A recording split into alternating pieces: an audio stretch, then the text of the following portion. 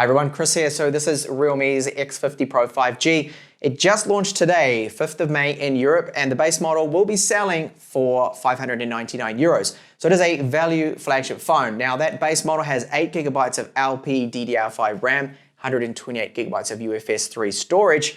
Now this phone I've been using on and off for the last couple of weeks. I won't lie to you and say I've been using it continuously, no, because I'm reviewing also a lot of other phones. But every time I go back to the X50 Pro 5G, it really does surprise me at just how well this phone performs. It has to be the best performing phone. It is just so quick, not just because of the 90Hz screen, but as you see. So I'm going to also cover the new patch that came out at the end of April. This one's a big one because it's the A19 patch that you can, at the time of this video, manually install at the moment. It will actually be seeding out to phones shortly. And it really does pick up the performance of those cameras that I did criticize in my full review. I just felt that it didn't have really flagship grade cameras. And now, as you'll see, it really has improved, especially low light. So in this video, I'll show you a bit of a comparison to low light performance against other phones that I currently have. Also have a listen to the loudspeakers on this. And then my thoughts on this phone after using it now for a few weeks. Is it worth that €599, at least the base model? Let's find out. So I'm on that new patch, which is called patch A19. This is for the European version, and I think it also came out for the Indian one as well. It's a manual download, but it will be seeding out soon to devices that are released here now with the European release, I believe. So I wanted to demonstrate the fingerprint unlocking on this phone. It is probably one of the fastest I have seen, just like the X2 Pro. The X2 Pro was really quick, and this is no exception here. So I need to tap that again just to get it to come up. And you see how quick that is. It is very, very fast. Face unlocking as well, really good on this particular phone. So I've got the K30 Pro right here. This is a Redmi device, and I just want to show you too that this one is quick, but a little bit slower. And one of the fastest for me, at least from last gen phones, was the Huawei P30 Pro, and still is very, very quick, this fingerprint unlocking, and that one is very accurate too. And this is a newer device here. This is the Red Magic 5G, and you see that one a little bit slower there too, but I'll do that X50 5G again, Pro 5G, just to show you that it is really quick with fingerprint unlocking, probably one of the best and most accurate ones I've used. Now we'll take a look at the changes here with that firmware update. So we're now on security patch level April, which is great. That is super recent. The desktop, they changed the charging icon, so it's a minor little change there. And vivid mode, as I just mentioned. 4K 60 frames per second added to our camera, which is good. I'll just quickly show you that. That option is there. I've tested it. It's not very good 4K 60 footage, I think. It looks very soft. The bitrate's not too high. Unfortunately, I won't include a sample here because I shoot my videos in 4K 30, so there's no point me showing 60 frames per second at 30 is just pointless. But maybe I'll upload that separately as sample if people want to see that. The big one is the optimization to the camera. Now, I did do an Antutu before and after score. Okay, so this is before. And after that, it is excellent. So this is a super quick phone as mentioned, and it's one of the fastest I have seen, almost cracking that 600,000 mark there in Antutu if you do like your synthetic benchmarks. Now this is the thing that hasn't changed, of course, is the super quick charging on this. So 36 minutes to take it from 3% to 100. They claim 35, so it's only an extra minute or so. Now, I know a lot of people are saying they're concerned that that is just going to get the batteries too hot. It splits the charge between two battery cells, I believe. And you don't actually have to charge it at the 65 watts. You can buy yourself a slower charger and just charge it at normal slow rates if you wanted to do so. This phone does, however, lack wireless charging, which would have been great to have. Just before I give you a sample of the dual stereo loudspeakers it has on here, so we'll jump into the important thing, which is the camera update. How much better is it? I think they have really improved the camera, so I'll show you some samples. So what we have is a ultra-wide selfie ride here. Now the ultra-wide selfies before on the first firmware that I reviewed would often be overexposed to backgrounds. Now, it might capture you okay, but the background was just completely blown out, big time. Very light here, and this time around I think it is so much better. They've improved it. Now it's not perfect, and some photos you can see that it does maybe need a bit of work. This is a selfie shot here, so this one you could say, yeah, sometimes it may with the main camera overexpose a little bit, but it does capture so much detail, that 32 megapixel. This is a Sony sensor they use with the front-facing camera. I believe it's a custom one that they've got there. And it does take, I think, an excellent photo. Now, portrait shots as well on this particular phone, I do happen to like. I think they do a good job with the skin tones Some might say that, okay, it's a little bit too much, the skin smoothing, the way they're processing this, but I think it does take a nice photo. Now, the big difference is the ultra wide on the rear as well, I think has improved a little bit as well. This is Las Rotas where I took this one, and you can see it just captures so much here in the image for an ultra wide that's normal. But when you zoom in, yeah, okay, the edges, it's lacking detail. There's a bit of noise in there. They're not particularly high quality ultra wide cameras. I don't really feel they're fitting for a flagship device. They're ultra wide, just a little disappointing.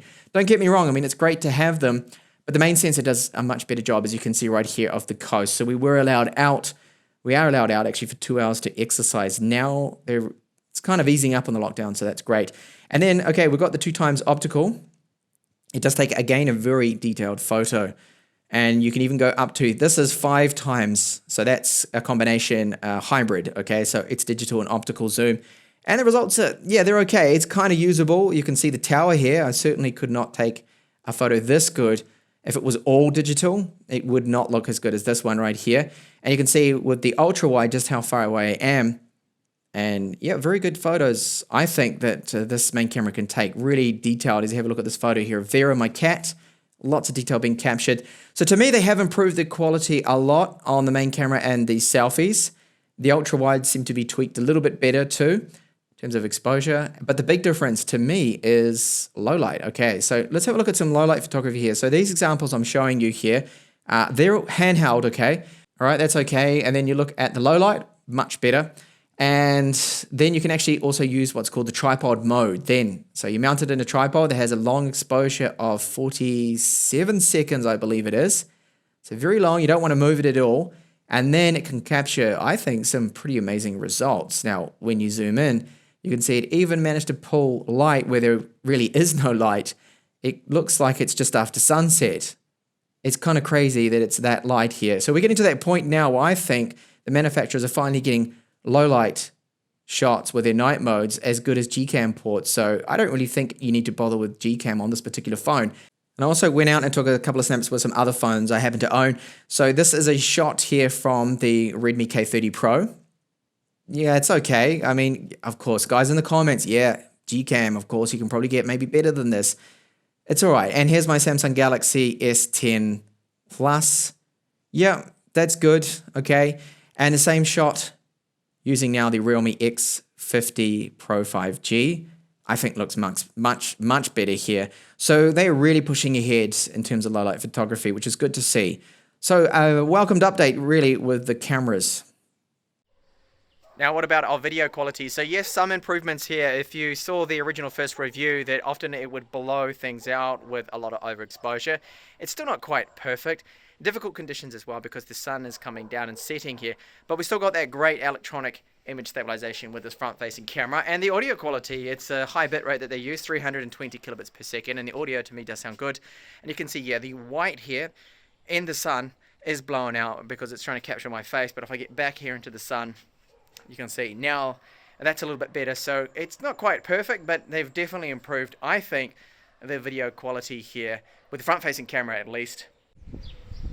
The ultra-wide retains that great electronic image stabilization, but it doesn't look quite as good as the main camera. So this is 4K video you're looking at right now, 30 frames per second. I would show you 60, but I don't record my videos in 60 frames per second, so there's kind of no point.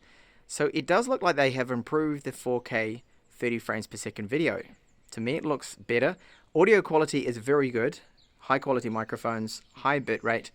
And you see as I walk ahead now, the electronic image stabilization doesn't seem to be quite as good as other flagships here. Focus, no problems with it. As you can see, it's locking onto that just fine.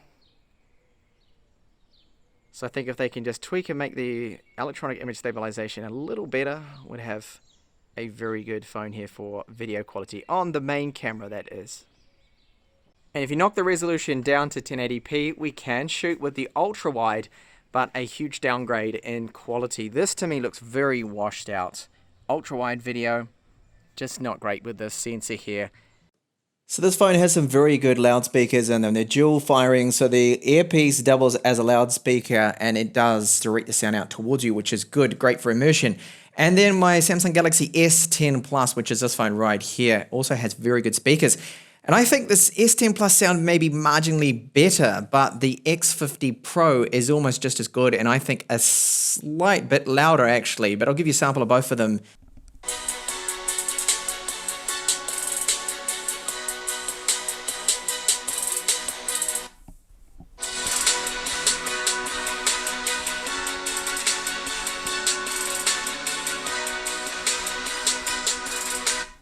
So it does have really good loudspeakers on this phone. So if that's something you're after in a phone, you won't be disappointed with the X50 Pro in terms of loudness and quality of those loudspeakers. But yes, sadly, this phone does not have a 3.5mm headphone jack, which is sorely missed. Most manufacturers are dropping these, and you can use, of course, an adapter Type-C to 3.5mm.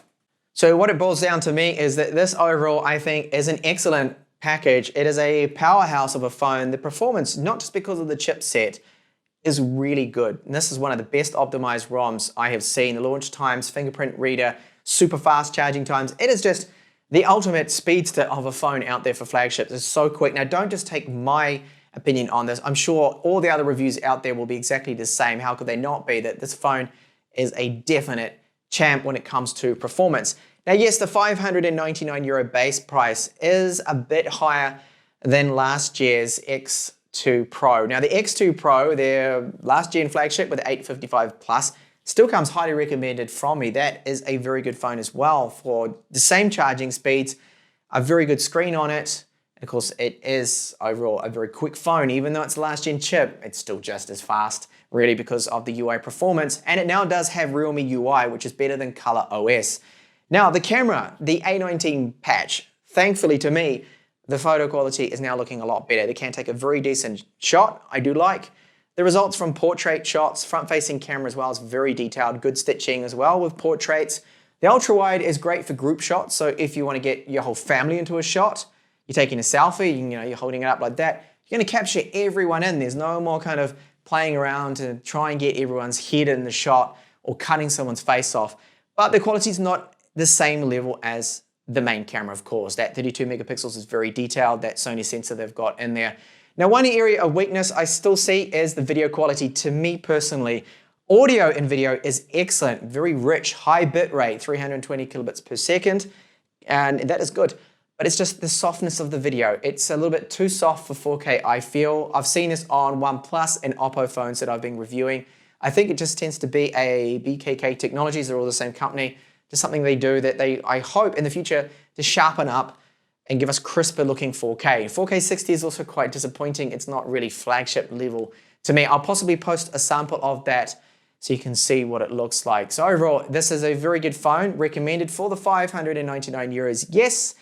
And where is it lacking? Where are the weaknesses of this phone? So no wireless charging, no micro SD card support, and no 3.5mm headphone jack. And that is basically it. But overall, very good. If you can get past the pill-shaped cutout notch on the screen that I know a lot of people are very against, but you do actually get used to it.